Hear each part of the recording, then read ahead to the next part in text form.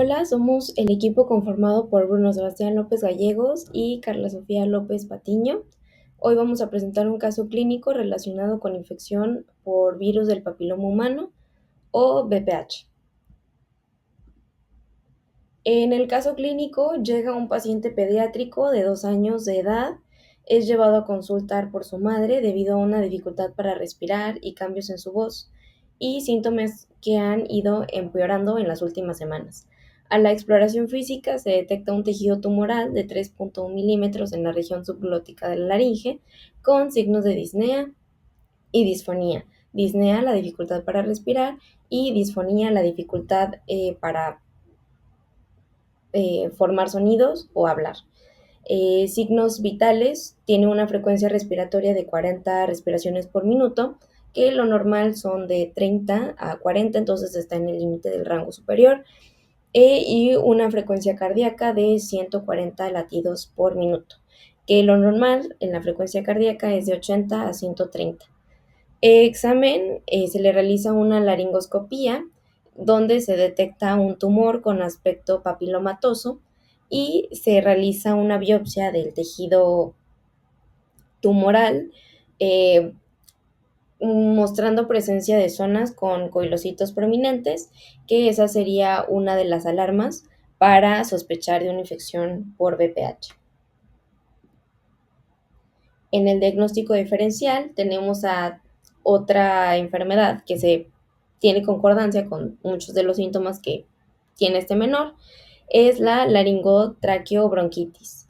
En la biopsia, esta enfermedad muestra edema no inflamatorio y siempre está precedido de una infección viral reciente. Entonces, eh, eh, antes de presentar la dificultad para respirar y la dificultad para hablar, presenta síntomas como mocos transparentes, temperatura, estridor respiratorio y una tos ronca.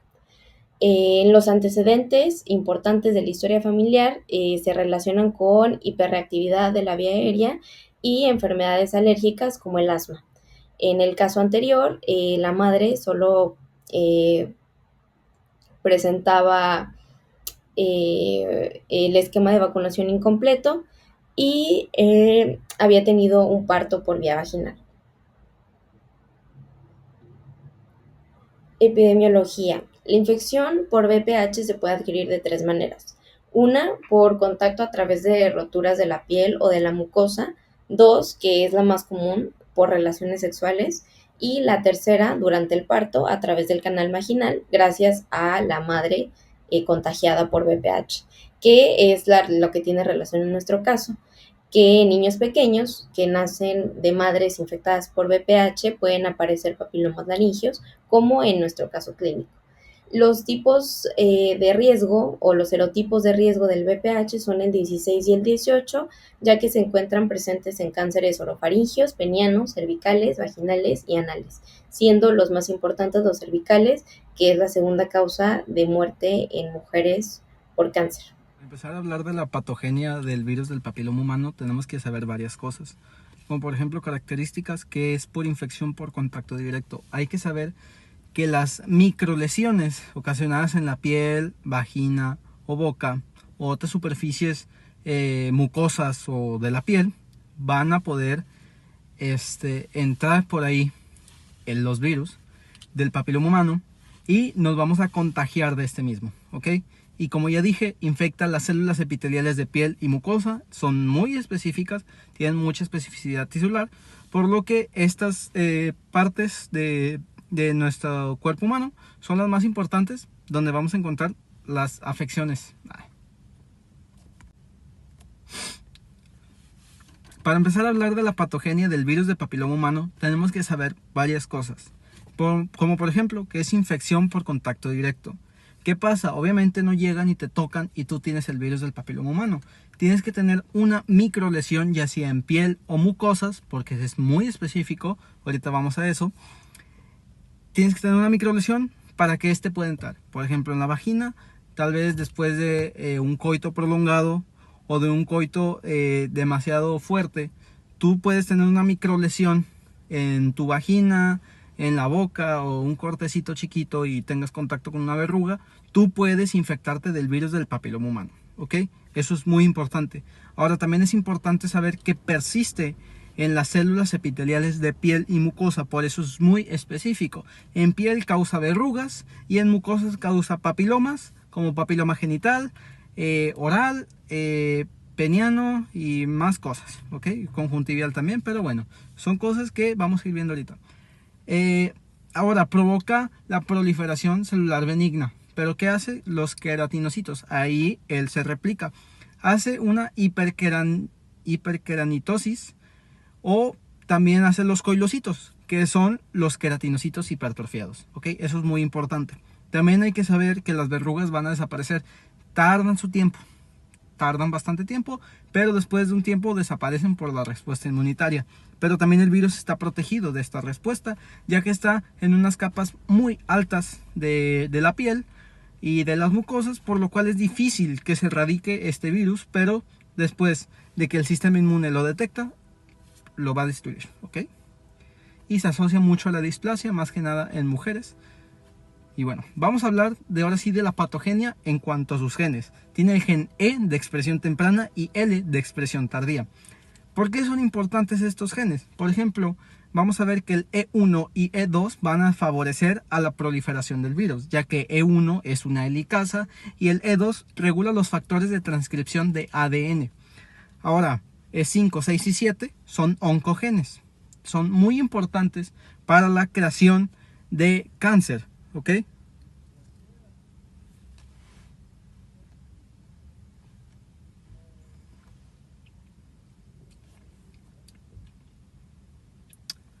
E6 y E7 evitan la función de proteínas supresoras del crecimiento. ¿Cómo hacen esto? Para empezar, E6 lo que hace es marcar la proteína P53 y la marca para degradarla. Y la E7 se une a la proteína P105, más conocido como factor ribosomal o ribosomal, algo así. Y lo que hace es inactivarlo. Es la patogenia de los genes de expresión temprana. Es lo primero que hace. Pero antes de eso tenemos que saber que hay genes de adhesión, como son los genes L. Los genes L se unen a receptores de proteoglucanos de paransulfato para activar la endocitosis, ¿ok? Una vez ellos hacen la endocitosis, entran a la célula y ahora sí, L2 se encarga de entregar el ADN al núcleo de la célula que están infectando. Ahora, para seguir hablando de la patogenia de este mismo virus, tenemos que saber que hay una persistencia viral. No se va rápido, dura años y años y años, pudiendo llegar a causar displasias, pudiendo llegar a causar muchas cosas. Y como sabemos, las verrugas duran su tiempo de 1 a 2 años y las displasias pues nos pueden llegar a dar un cáncer que puede llegar a ser mortal, ¿ok? Y podemos perder la función de nuestros órganos que no queremos. Entonces por eso es importante la prevención que vamos a ver en un momento. Ahora, en cuanto a diagnóstico, tenemos que tiene un aspecto histológico característico. Vamos a ver hiperplasias de las células espinosas e hiperkeratosis, ¿ok? Que esto es lo que significaba que había muchos queratinocitos. Lo vamos a detectar mediante un frotis de Papa Nicolau, ¿ok? Se van a ver de esta forma como lo estamos viendo en la imagen, creo que está acá, sí. Vamos a verlo como está en la imagen, células redondas y agrupadas. Aquí podemos ver cómo están agrupadas las células. Entonces son muy importantes los frotis de Papa Nicolau porque es donde vamos a ver el papilomavirus. Ahora, un análisis que nos va a detectar 100% que es VPH es el análisis de PCR y PCR en tiempo real, ¿ok? Son métodos que sí o sí nos van a decir tiene papilomavirus. No crecen en cultivos y rara vez se recurre al análisis de anticuerpos. Entonces PCR y frotis son los más importantes para diagnosticar VPH. Por último, para acabar con el VPH vamos a tener la prevención. Las verrugas suelen desaparecer después de un tiempo, pero se pueden eliminar mediante diferentes métodos quirúrgicos como eliminarlo mediante el frío y electrocauterización. ¿Ok? Son maneras de eliminar las verrugas, ¿ok? También existen tratamientos que podemos utilizar, medicamentos que eliminan selectivamente las células del VPH, ¿ok? Pero nunca va a sustituir al Papa Nicolau. Pero lo número uno que siempre tenemos que hacer desde los 11 años es vacunarse. Vacunarse siempre va a ser la mayor medida de prevención para controlar este virus, ¿ok? Y ya por último, en el caso vimos que había un papiloma laringio. Este se puede eliminar mediante cirugía.